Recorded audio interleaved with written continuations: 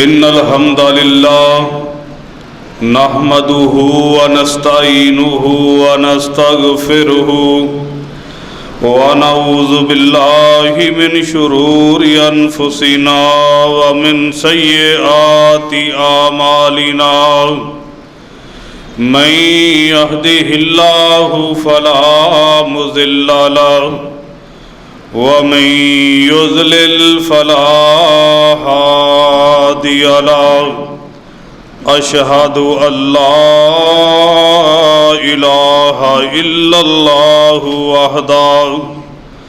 وحده لا شريك له وأن محمدًا عبده ورسوله اللهم صل على محمد وعلى آل محمد كما صليت على إبراهيم وعلى آل إبراهيم إنك حميد مجيد أما بعد فإن أحسن الكلام كلام الله وخير الهدي هدي محمد صلى الله عليه وسلم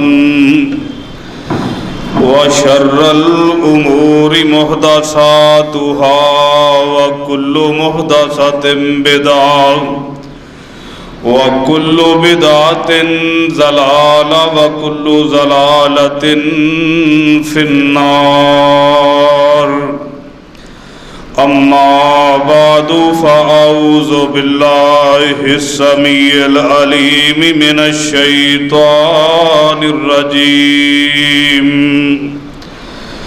لقد جاءكم رسول من أنفسكم عزيز عليه ما عنتم حريص عليكم بالمؤمنين رؤوف رحيم۔ ہر قسم کی حمد و ثنا اللہ وحدہ لا شریک کے لیے، بے شمار لا تعداد درود و سلام سید الاولین والآخرین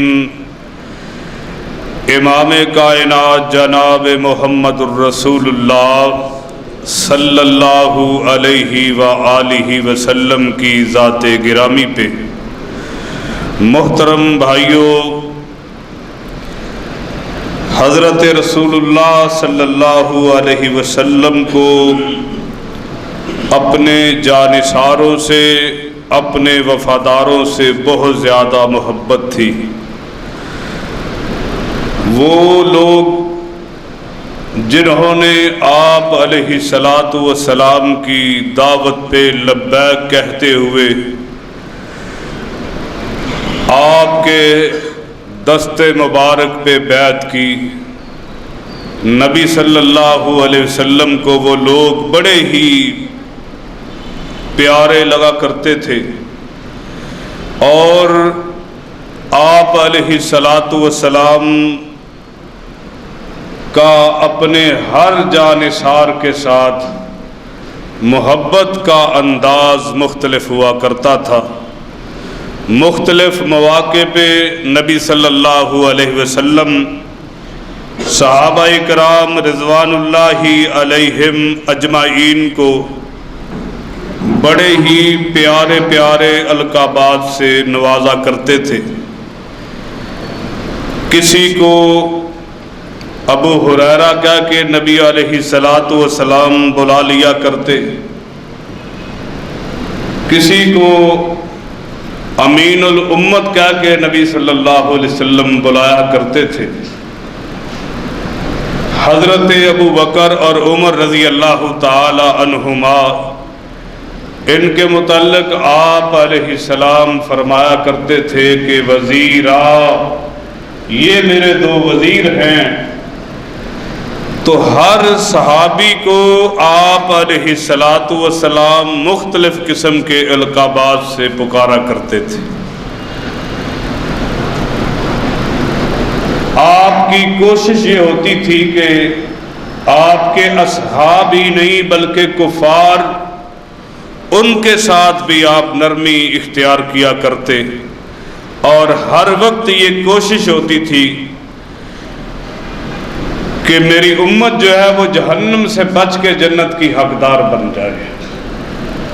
اور یہ اس قدر فکر تھی، قرآن حکیم نے نبی علیہ الصلاۃ والسلام کی اس فکر کا ان الفاظ میں تذکرہ کیا ہے کہ فَلَعَلَّكَ بَاخِعٌ نَفْسَكَ عَلَىٰ آثَارِهِمْ إِن لَّمْ يُؤْمِنُوا بِهَٰذَا الْحَدِيثِ آسَفًا۔ اللہ رب العالمین فرماتے ہیں کہ اے پیغمبر صلی اللہ علیہ وسلم، آپ کو اپنی امت کی جو فکر ہے کہ لوگ ہدایت کی طرف کیوں نہیں آتے، یہ فکر کہیں آپ کو ہلاک نہ کرتے۔ اور گاہے بگاہے پیارے پیغمبر علیہ الصلاۃ والسلام اپنے اصحاب کو تلقین کیا کرتے کہ ایمان لانے کے باوجود بعض دفعہ انسان بعض بدعمالیوں کی وجہ سے انسان بدبختوں میں شمار ہوتا ہے، بد نصیب بن جاتا ہے۔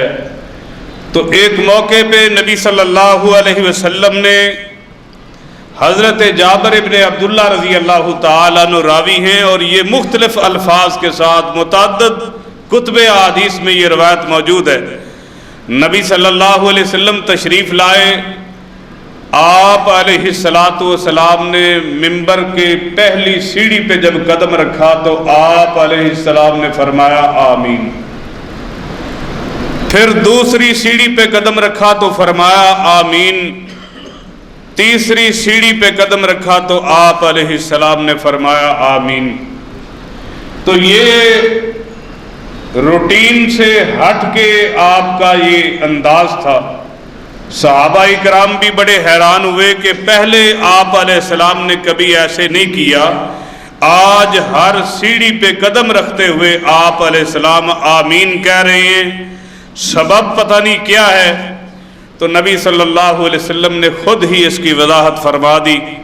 آپ علیہ الصلاۃ والسلام فرماتے ہیں کہ لما رقیت الدرجۃ الاولی، اے میرے صحابہ، جب میں نے آج پہلی سیڑھی پہ ممبر کی پہلی سیڑھی پہ قدم رکھا تو جاءنی جبریل، حضرت جبریل میرے پاس آئے اور انہوں نے آ کے کہا شاکیہ عبد ادرک رمضان فانسلخ منہ ولم یغفر لہ۔ حضرت جبریل نے کہا کہ اے نبی صلی اللہ علیہ وسلم، وہ آدمی بدبخت ہے، بد نصیب ہے۔ اور ایک روایت میں الفاظ یہ ہیں کہ جبریل کہنے لگے کہ اے نبی صلی اللہ علیہ وسلم، جس بندے کی زندگی میں ماہ رمضان آیا فلم یغفر لہ، وہ اپنے گناہوں کی معافی مانگ کے جنت کا وارث نہیں بن جاتا، فلعنت اللہ علیہ، اس پہ اللہ کی لعنت۔ یہ الفاظ کون کہہ رہا ہے؟ حضرت جبریل امین کہہ رہے ہیں، جو تمام فرشتوں کے سردار ہیں۔ تو سرور دو عالم صلی اللہ علیہ وسلم فرماتے ہیں فَقُلْتُ آمین، تو میں نے جبریل کی بد دعا پہ آمین کہی۔ تو میرے بھائیوں، اب ذرا غور فرمائیں، آپ صلی اللہ علیہ وسلم کو اپنی امت کا درد تھا، شفقت تھی، عقیدت اور محبت تھی اپنے جانثاروں سے، صرف ان لوگوں سے ہی نہیں جو کلمہ گو تھے، بلکہ آپ تو چاہتے تھے ساری میری امت جو ہے وہ جنت کی وارث بن جائے۔ تو آپ صلی اللہ علیہ وسلم نے فرمایا کہ جبریل نے بد دعا کی ہے اور میں نے آمین کہی ہے۔ تو میرے بھائیوں، اب ذرا غور فرمائیں کہ جبریل تمام تر فرشتوں کا سردار ہے، اور حضرت جبریل امین جو ہے، ان کا کام کیا ہے؟ اللہ پاک نے ان کے ذمے کام کیا لگایا ہے؟ اللہ کا پیغام اس کے بندوں تک پہنچانا، یہ انبیاء اور رسل کے پاس وحی لے کے آتے ہیں، جو کہ کونین کے تاجدار کی رحلت کے بعد اب یہ ڈیوٹی ہمیشہ کے لیے ختم ہو چکی ہے۔ تو جبریل بد دعا کر رہے ہیں اور حضور فرما رہے ہیں فَقُلْتُ آمین، تو میں نے جبریل کی بد دعا پہ آمین کہی ہے۔ تو میرے بھائیوں، ماہ رمضان جس کا انتظار تھا، دیکھ لیں پتہ بھی نہیں چلا، آدھا گزرنے کو ہے، پتہ ہی نہیں چلا۔ تو یہ ایام جو گزر رہے ہیں بڑے قیمتی ہیں، میں نے اور آپ نے غور کرنا ہے ہمارے رویے بدلے ہیں یا نہیں بدلے، کیا ہمارا رجوع اللہ ہوا ہے یا نہیں ہوا، کیا میرا اور آپ کا رمضان اس طرح گزر رہا ہے کہ اللہ کو وہ روزے پسند آ جائیں اور ماہ رمضان جو ہے وہ میری اور آپ کی شفاعت کر دے قیامت کے دن۔ کیا میرا اور آپ کا قرآن کے ساتھ تعلق ایسا بنا ہے ماہ رمضان میں کہ نبی علیہ الصلوۃ والسلام نے فرمایا تھا کہ الصیام والقرآن یشفعان للعبد یوم القیامۃ فیشفعان، کہ قیامت کے دن جب کوئی بندہ کسی کے کام نہیں آئے گا، سگی ماں جواب دے دے گی، باپ جواب دے دے گا، سگے بہن بھائی جو ہے وہ چھوڑ کے چلے جائیں گے، کوئی کام نہیں آئے گا۔ اور رب کا قرآن کہتا ہے وَاتَّقُوا يَوْمًا لَا تَجْزِي نَفْسٌ عَن نَفْسٍ شَيْئًا، کل قیامت کے دن کوئی بندہ کسی کے کام آنے والا نہیں، اپنے اعمال ہی کام آئیں گے۔ جن کے لیے آج حلال حرام کی انسان تمیز نہیں کرتا کہ میں کچھ نہیں بن سکا میرے بچے بن جائیں، جو تعلیم میں حاصل نہیں کر سکا میرے بچے کر لیں، جو گھر مجھے نہیں مل سکا میں اپنے اولاد کے لیے وہ بنا جاؤں، جو کاروبار میں اپنے لیے سیٹل نہیں کر سکا اپنی اولاد کے لیے کر جاؤں۔ لیکن قیامت کے دن یہی اولاد جو ہے، قرآن کہتا ہے یوم یفر المرء من اخیہ، یہ بھائی بھی انسان سے بھاگیں گے، اولاد بھاگے گی، اولاد جو ہے والدین اولاد کو چھوڑ جائیں گے، کوئی کسی کے کام آنے والا نہیں ہے۔ تو ماہ رمضان اور اللہ کا قرآن جو ہے یہ میری اور آپ کی شفاعت کریں گے۔ تو میرے بھائیوں، ہم نے سوچنا ہے کہ کیا میرا اور آپ کا روزہ جو ہے اس طرح کا ہے؟ نبی صلی اللہ علیہ وسلم نے فرمایا جو بندہ روزہ رکھ لیتا ہے وَلَمْ يَدَعْ قَوْلَ الزُّورِ، جھوٹ نہیں چھوڑتا، اس کو اللہ کے ہاں کل قیامت کے دن بھوک اور پیاس کے علاوہ کچھ نہیں ملے گا۔ تو کیا جو ہم نے 10 روزے گزار لیے ہیں، کیا میں اور آپ جھوٹ سے بچے ہیں یا نہیں بچے؟ بے ایمانی ہیرا پھیری کو میں نے آپ نے چھوڑا یا نہیں چھوڑا؟ 2 نمبریاں چھوڑی ہے یا نہیں چھوڑی؟ پہلے بھی رمضان کے آنے سے پہلے بھی بے نمازی تھے، نمازی بنے ہیں یا نہیں بنے؟ یہ میرے بھائیوں سوچنے کا وقت ہے۔ اگر رمضان آیا اس نے تو چلے ہی جانا ہے، اللہ نہ کرے اگر معاملہ میرا اور آپ کا اگر ایسا ہو گیا کہ جس کے لیے جبریل بد دعا کر رہے ہیں، اگر میرا اور آپ کا شمار ان میں ہو گیا، بد دعا کرنے والا جبریل ہے، آمین کہنے والے رحمت للعالمین ہیں، جن کے لیے حضور بد دعا کر دیں، آمین کہہ دے بد دعا کے لیے، اس کو بچانے والا کون ہوگا؟ یہ لمحہ فکریہ ہے۔ آپ دیکھ لیں اچھے بھلے صحت مند ہے، بے روز پھر رہے ہیں، بڑی کثیر تعداد، روزہ تو رکھ لیا ہے، صبح سے لے کے کھانا پینا تو چھوڑ دیا ہے، نماز نہیں پڑھتے، بے نماز کا کوئی روزہ نہیں ہے، رات کو قیام نہیں کرتے، نماز تراویح کا اہتمام نہیں کرتے، ایسے روزے کا فائدہ کیا ہے؟ نبی صلی اللہ علیہ وسلم نے فرمایا قیامت کے دن اس بندے کو بھوک اور پیاس کے علاوہ کچھ نہیں ملے گا۔ حضور فرماتے میں نے دوسری سیڑھی پہ قدم رکھا تو میرے پاس جبریل آیا، جبریل نے کہا کہ جس کی زندگی میں اس کے والدین بڑھاپے کو پہنچ جاتے ہیں، ان کی خدمت کر کے جنت کا وارث نہیں بن جاتا، تو ایک روایت میں یہ الفاظ ہیں شاکیہ وہ بد نصیب ہے، بدبخت وہ بندہ ہے۔ دوسری روایت میں الفاظ یہ ہے فلعنۃ اللہ علیہ، اس پہ اللہ کی لعنت ہو، جس کی زندگی میں اس کے والدین موجود ہیں، والدین کی خدمت نہیں کرتا، ماں موجود ہے، باپ موجود ہے، یہ اوروں کے در پہ جا کے دعا کے لیے جاتا ہے، جی حضرت قاری صاحب میرے لیے دعا کر دیں یہ مسئلہ حل ہو جائے، خطیب کو کہتا ہے جی خطیب صاحب میرے لیے دعا فرما دیں، گھر میں ماں موجود ہے، باپ موجود ہے، یہ باپ کی خدمت نہیں کرتا، ماں کی خدمت نہیں کرتا۔ میرے بھائیو تیری ولایت تو تیرے گھر میں موجود ہے، اللہ کی قسم ہے کبھی باپ سے دعا کروا کے دیکھ، اس کی خدمت کر، ماں زندہ ہے اس کی خدمت کر کے دیکھ، اللہ تیرے سارے مسئلے حل کر دے گا۔ تو حضور فرماتے ہیں وہ بدنصیب بندہ ہے جس کی زندگی میں اس کے والدین دونوں موجود ہیں یا کوئی ایک موجود ہے، ان کی خدمت کر کے جنت کا وارث نہیں بن جاتا۔ آقا فرماتے ہیں جبریل نے کہا فلعنت اللہ علیہ، اس پہ اللہ کی لعنت ہو۔ آقا فرماتے ہیں فقلت آمین، تو میں نے آمین کہا۔ جبریل نے بد دعا کی ہے، آقا نے آمین کہی ہے، تو جس کے لیے میرے نبی جس کی بد دعا پہ حضور آمین کہہ دیں، میرے بھائیوں اس کو بچانے والا کون ہوگا؟ قیامت کے دن اس کی شفاعت کرنے والا کون ہوگا؟ میرے بھائیوں اگر آج ماں زندہ ہے، باپ زندہ ہے، ان کی خدمت کر لو، ان کے مرنے کے بعد جو اصال ثواب کرنا ہے لوگوں کو دکھانے کے لیے بہتر ہے، آج ان کی خدمت کر۔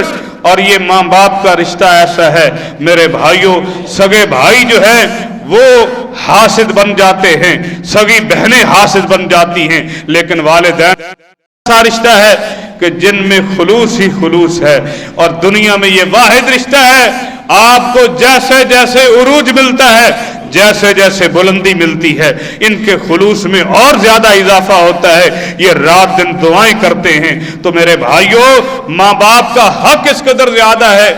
ایک دن اللہ کے رسول صلی اللہ علیہ وسلم کے پاس ایک بیٹا اپنے باپ کی شکایت لے کے آیا، کہتا ہے اللہ کے رسول صلی اللہ علیہ وسلم میرے والد صاحب جو ہیں میں سارا دن محنت کرتا ہوں، مال کما کے لاتا ہوں، میرا باپ مجھ سے پوچھتا بھی نہیں ہے، پیسے اٹھا کے لے جاتا ہے، خرچ کر لیتا ہے، تو آپ ذرا میرے باپ کو پوچھیں ایسا وہ کیوں کرتا ہے۔ نبی صلی اللہ علیہ وسلم نے باپ کو بلایا، آواز تھوڑی سی تیز کر دو، باپ کو بلایا، پیارے پیغمبر علیہ السلام نے بارگاہ رسالت میں باپ حاضر ہوا، باپ بیٹا دونوں بیٹھے ہوئے ہیں، نبی صلی اللہ علیہ وسلم کے پاس شکایت آئی ہے کہ یا رسول اللہ صلی اللہ علیہ وسلم میرا باپ جو ہے مجھ سے پوچھتا تک نہیں ہے، میں سارا دن کاروبار کرتا ہوں، یہ جب دل کرتا ہے جہاں پہ دل کرتا ہے خرچ کر لیتا ہے۔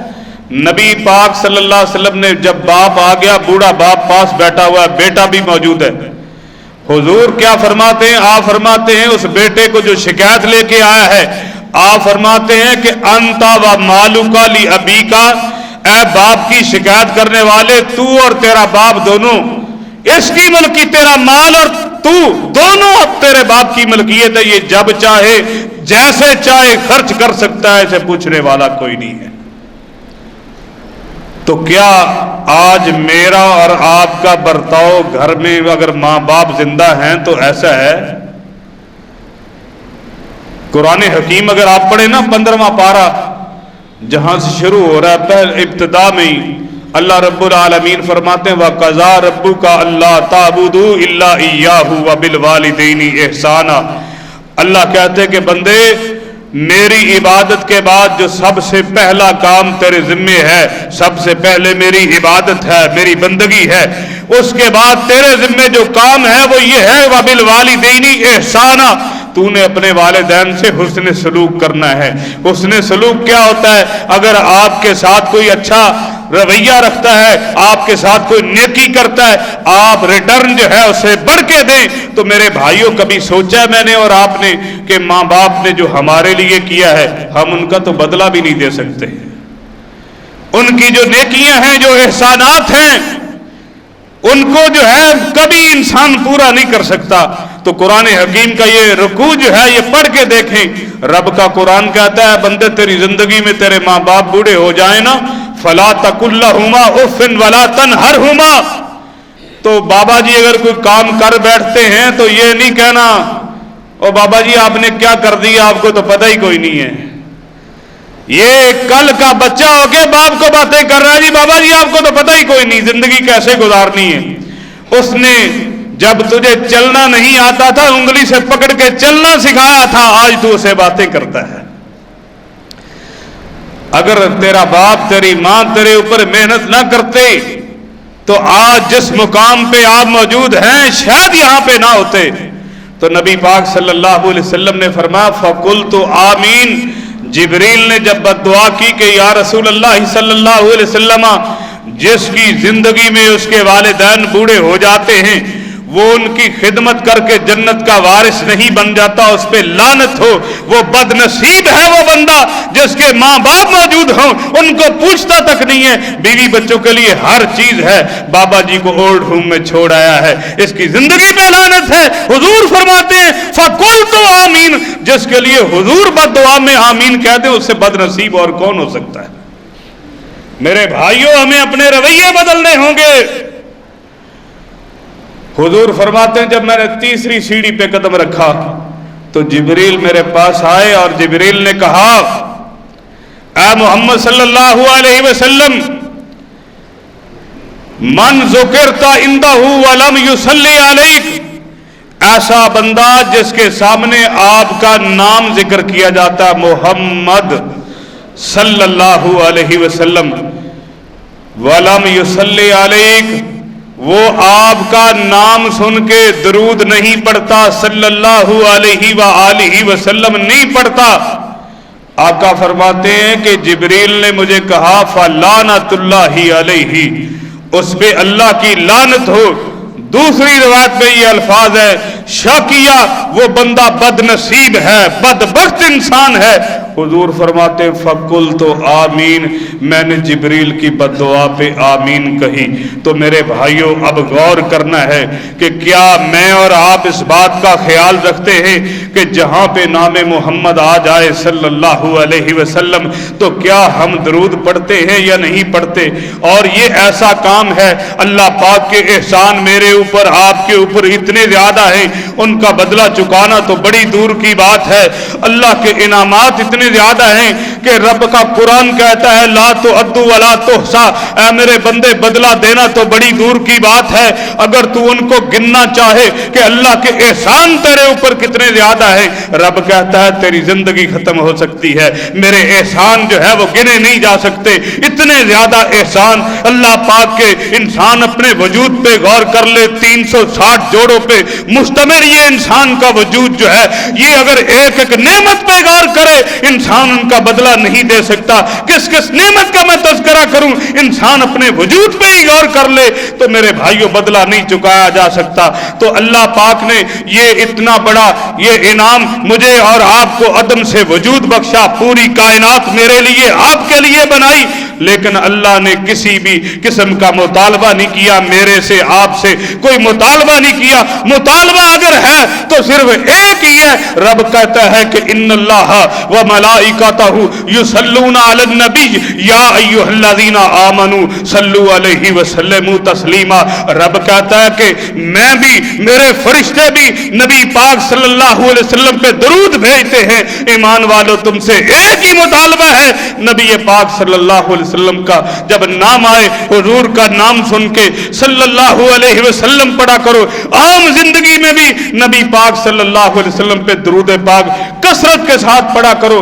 तो मेरे भाइयों, जो बंदा नबी अलैहिस्सलाम का नाम सुन के दरूद नहीं पढ़ता बल्कि मौलवियों ने अजीब काम पे लगा दिया, अंगूठे चूमने पे लगा दिया, कोई एक हदीस मौजूद नहीं है कि हुजूर ने फरमाया मेरा नाम आए। हदीस क्या है कि जिब्रील कह रहे मन ज़ुकिरता इंदहु वलम युसल्ली अलैक फलानतुल्लाहि अलैहि, हुजूर जो आपका नाम सुन के दरूद नहीं पढ़ता उस पे अल्लाह की लानत हो।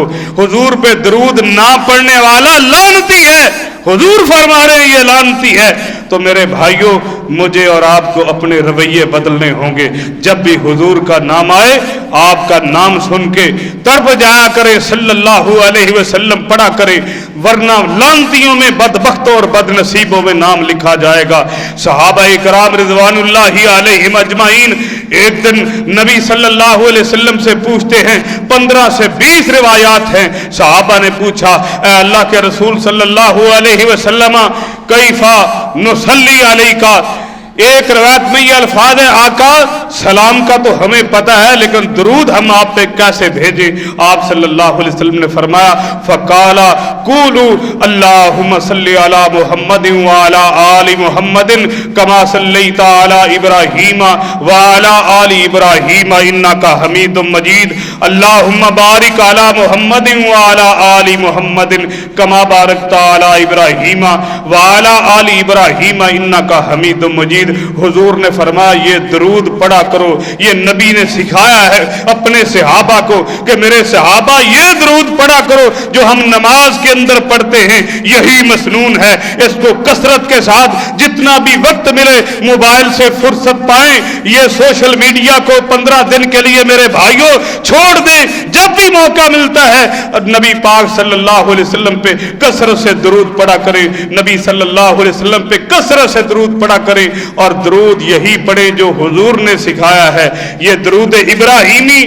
باقی جتنے مارکیٹ کے اندر درود موجود ہیں، وقت ہو گیا نہیں تو آپ کو مثالیں دیتا کہ بڑے بڑے درود لوگوں نے بنائے ہوئے، یہ درود تاج ہے، یہ درود ماہی ہے، یہ لکھی ہے، یہ کروڑی ہے، اور ایک شب جمعہ کو درود جو ہے فجر کی نماز کے بعد قاری صاحب جو ہے وہ مسجد کے اندر اپنے مقتدیوں کو پڑھاتے ہیں۔ یہ سارے کے سارے جتنے بھی درود ہیں میرے بھائیوں، کوئی ایک درود جو ہے نبی صلی اللہ علیہ وسلم کی صحیح حدیث سے ثابت نہیں ہے۔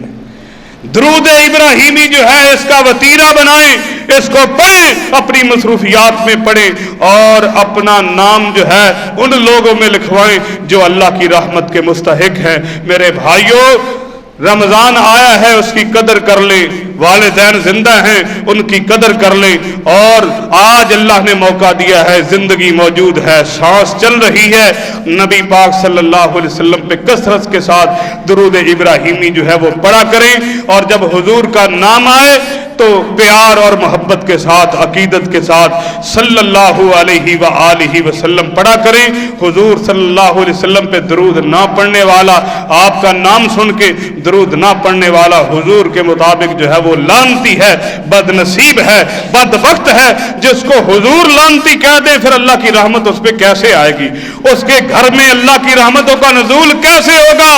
کیسے جو ہے اس کے گھر میں بہار آئے گی؟ جو نبی پاک کا نام سن کے اپنی فضولیات میں لگا رہتا ہے، حضور کا نام ذکر ہوتا ہے، وہ اپنے کاروبار میں لگا ہوا ہے، توجہ ہی کوئی نہیں، پھر کاروبار میں بھی رحمتیں برکتیں اٹھ جائیں گی۔ اللہ سے دعا ہے اللہ پاک مجھے اور آپ کو زندگی شان والی، موت ایمان والی نصیب فرمائے۔ وآخر دعوانا ان الحمدللہ رب العالمین۔